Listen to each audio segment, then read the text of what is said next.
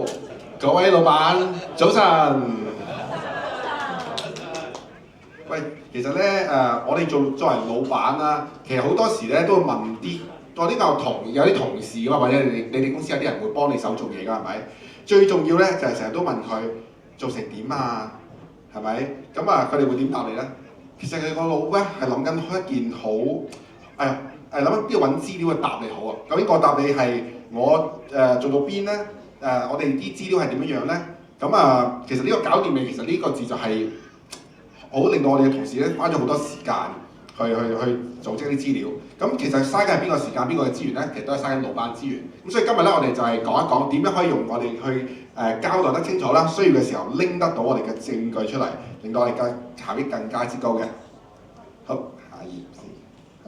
好啦，咁我自我介紹一下啦。咁我就係Jason 啦，姚凌斌。咁我係Blueink Security Consultancy Limited 嘅創辦人。咁咧我係嗰種咧，一講咗一諗好想做呢件事咧，我係會全力以赴去做到落地嘅。咁啊，當時咧，其實我哋喺疫情期間咧都做過一啲嘅產品。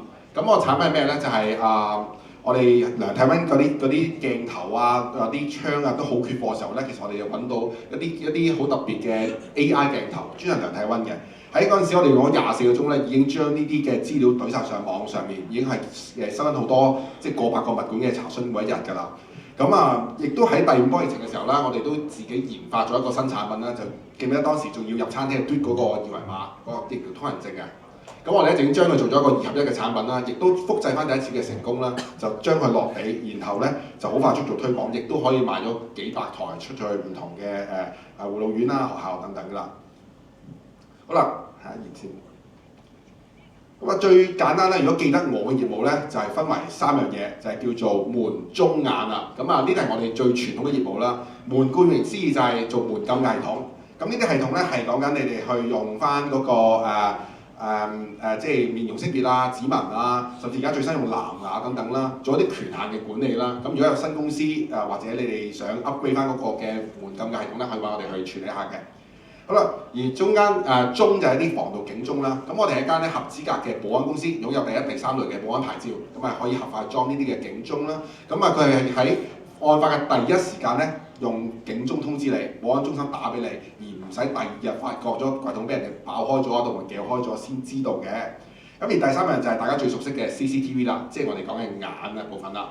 咁 CCTV 今時今日咧已經唔淨止係錄影啦同即時睇㗎啦，我哋仲加入咗一啲 AI 嘅元素落去啦，令到我哋可以快速揾片。例如我哋打文字吸煙嘅人咁，其實就已經跳咗一條影片出嚟㗎啦，就揾得到我哋要揾嘅片，咁啊慳咗好多時間嘅。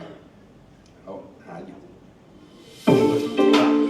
呢啲就係我哋做一啲嘅方案嘅例子啦，由傳統嘅一啲撳掣門鐘啦，到一啲嘅面容啦。咁啊，你見到我哋有啲量體溫嘅鏡頭啦，直接係錄影啦，仲有功能性嘅，甚至打鬥嘅時候做一啲嘅識別啦。瞓着覺都慘啊，而家俾人知啦。咁頭先講嘅一啲嘅搜尋功能啦，都可以透過最新嘅我哋嘅閉路電視系統去做嘅。咁啊，呢一個顯示咧就係我哋轉頭想講嘅。首先，如果講最尾呢幾個 slide 咧，其實咧要多謝一個人嘅。咁啊，我今日請嚟咗我嘅好拍檔 Andy Chan 啦，咁啊請佢哋起一起立俾大家去認識一下。咁點解會有 Andy Chan 出現咧？下一頁咧唔該，係啦。咁就係咧講到我哋咧喺一個咁啱得咁巧啦，中電咧我哋透過一個嘅網絡咧認識咗，咁佢咧就同我哋查詢可唔可以做一個嘅保安員巡邏系統嘅升級。咁麻煩下一頁。係啦，咁呢個系統咧，究竟我哋點樣去認識咧？就係中電咧周旋咗係半年有多㗎啦。咁我哋咧都唔知道中唔中嗰張標嘅，因為其實你知中電嘅要求非常高啦，而我哋都唔係100%把握可以做得成嗰件事。但係我哋知道全力以赴咧，呢一個嘅奇蹟係會發生嘅。咁結果咧，我哋咧就造成咗中電呢個客戶。咁我哋咧喺巡邏管理員嗰個系統上面咧，就幫佢做一個好大更新啦。由原本咧巡邏嘅保安員用一支中棒，咁啊同埋咧佢哋需要咧用好多紙本抄寫啦，甚至有問題嘅時候點啊？第一時候用 WhatsApp 去通知上級，上級再 WhatsApp 再 WhatsApp 再 WhatsApp 先去到啱嘅人嗰度手上面。咁而我哋呢個系統咧就係可以一個 system 自己全部去到 control room 度。咁而邊個保安員喺咩位置啦？有冇準時翻工啦？亦都喺一限睇晒。咁咁因為中電最怕咩咧？就係冇，即係你知嗰啲知識好重要啊，唔可以冇咗保安員。但係好多時咧，啲滯後信息係令到佢咧冇咗人，好後尾先知。而我哋而家即刻可以用我哋嘅保安員巡邏系統咧，即刻知道晒佢哋嘅位置，甚至我哋有個專利嘅藍牙嘅系統咧，係可以定到嗰個準確嘅位置添嘅。咁點解會攞到張標咧？除咗 Andy 幫我哋一齊去夠快啦，將人哋原本同行1年先做完，我哋3個半月做完個項目之外啦，咁第二就係我哋喺 BNI 咧識得去運用呢個資源，將我哋嘅優勢發揮出嚟。我哋喺廣州一個會員手上面咧攞到一個嘅藍牙嘅一個信標嘅專利。咁呢個專利咧令到我哋打低咗30間喺市場上響當當嘅一啲嘅對手。咁呢個亦都係我哋非常之大嘅一個突破，喺 BNI 個好好嘅合作。好，麻煩下一頁啦。係啦，咁當然啦，講冇用啦。咁究竟個系統做啲咩咧？咁其實咧個系統咧幫中電咧每年咧慳咗2萬張紙，而家進行咗無紙化㗎啦。淨係第一年用咗我哋嘅 Module 1，即係我哋有 Module 2、Module 3，當然已經可以慳咗5000個小時嘅人工。咁你當中電啲人一嚿水個鐘都50萬嘅呢度。係啦，咁仲有我哋嘅過百條嘅電話線原本要用啦，而家全部都可以慳翻晒。個 ROI 咧係超過咗800%嘅。好，下一頁。係啦，咁當然啦，我哋做咗好多唔同嘅方案啦。除咗幫中電之外咧，我哋仲有做啲 AI 嘅方案，例如用鏡頭去做啲識別啦，甚至去計人流啦。咁而家做得比較成熟嘅就係我哋已經做咗好多大型活動嘅人流統計，用我哋公司自己研發嘅一個叫 AI Scope 嘅系統咧，就已經咧可以好快速部署喺幾個鐘頭喺所有出入口裝晒啲系統。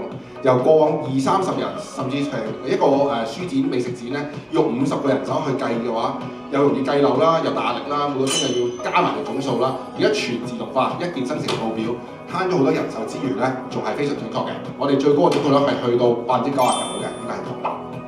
好，我哋下一頁啦。好啦，咁我哋咧其實咧做咗好多嘅方案喺呢段時間啦。例如今日帶嚟我嘅好拍檔啦，我哋嘅機械狗啦，就係將我哋咧一個AI 咧擺咗喺個鏡頭入邊度。咁只要咧大家做一個吸煙嘅動作咧，其實佢就會作出一個警報㗎啦。咁呢啲亦都係我哋一啲唔同嘅方案啦。例如而家最新我哋會幫啲船隻做啲偵測啦，係啦可能就係喺未來嘅時候有啲魚排啊、啲非法船隻最後會出警報啦。呢個亦都幫我哋好多嘅地盤咧開始咧做嘅一啲 AI 防火嘅動作，都係用啲嘅相關技術去做嘅。咁所以咧落到地嘅方案係非常之多嘅。下一頁唔該。咁亦都係信任我哋嘅機構都非常之多啦。咁我哋幫警隊做過一啲嘅方案啦，而家漁護署咧都係我哋大客啦。咁如果大家上去金山郊野公園咧餵馬騮嘅話，小心啲啦，就係有我哋嘅 AI 天眼望住嘅，佢會即刻識別咗之後咧通知職員我係俾張告票嚟嘅。咁唔好諗住揸架車走冇事啊，因為車牌識別都會追蹤翻個車主嚟做控告嘅。所以大家去睇馬騮好啦，唔好咁親密，唔好餵佢哋就 OK 㗎啦。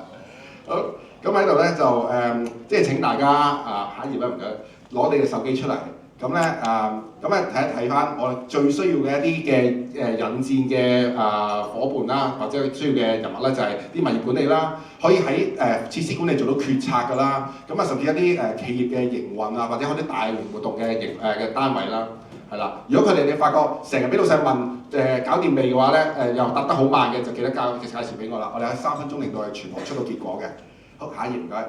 咁呢個手機可以 scan 個 QR code， 而家大家咧有呢啲人物嘅話，可以即刻 send 佢哋嘅 contact 俾我嘅。多謝各位。因為PowerPoint有少少故障啊，彈咗啲唔應該彈嘅顏色出嚟，唔好意思。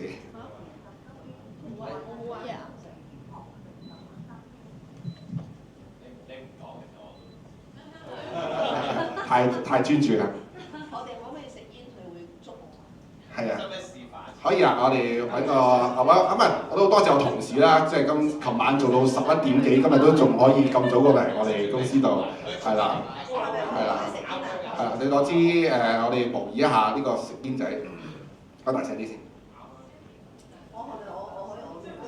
可以啊。係啦，當佢咧識別到啲嘅食煙嘅行為嘅時候咧，咁佢咧就會作出一個嘅呼籲。違例者都會被檢控並罰款3千。唔使15萬啫，3000蚊嚟㗎。好，多謝晒，咁thank you，多謝。好啦，再 say goodbye 啦，唔該。好，多謝。